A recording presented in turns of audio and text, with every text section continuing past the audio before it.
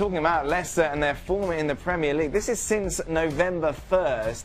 They've just got 9 points in 12 games. They are having a horrible run of form. In fact, when you take a look at their position in the table, they aren't too far away from the relegation zone. Just 5 points adrift of Crystal Palace. How has it gone so wrong from a team that we sat here lauding 12 months ago? It can only be desire. You know, that desire takes you a long way. And clearly Leicester, man for man, were not the best team in the Premier League last year on paper. But they had that desire, and they had some luck, and they had two guys, in Mahrez and Vardy, that couldn't stop scoring goals, and they had a back four that somehow weren't letting goals in. But then they turned up this season, and for me, it has to be a lack of desire. Because you just don't go from back, middle to front, from being fantastic to being absolute garbage so quickly, unless you've just lost it. Just lost the desire. For me, everything went right for Leicester last season. No real injuries, could play the same side every week, and then people weren't able to figure out that Drinkwater-Vardy combination. Now they've kind of wised up to it. But the biggest issue for me comes to the two centre-back positions between Huth and Morgan.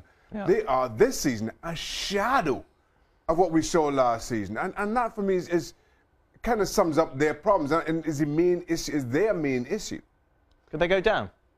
They could get sucked into it, yeah. I mean, I would expect Crystal Palace to pick up under Allardyce. It hasn't happened yet, but I think it will.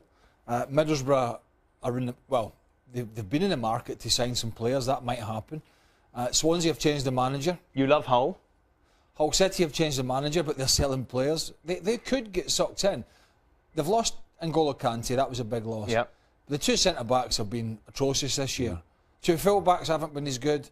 And he changed the team. Xhaka mentioned he pretty much played the same team every week. He couldn't tell you what the Leicester team was going to be the next Premier League game, what formation they were going to play, or what the personnel was going to be, and that's a big difference. We could never have guessed that Mahrez and Vardy were going to be as bad as they've been.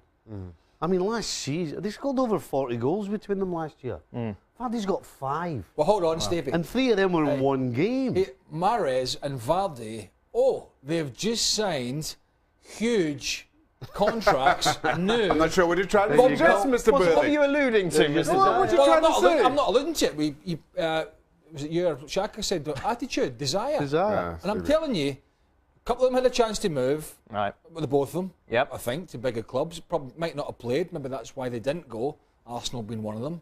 And looking at the way they're playing, they're lucky to be getting a game for Leicester. But they've got these bumper big deals. I don't know how much it is, but it's lots and lots of money. And all of a sudden, the football is less important. And if any, they'll probably say, no, that's not the case. But I'm sorry, it's not a coincidence.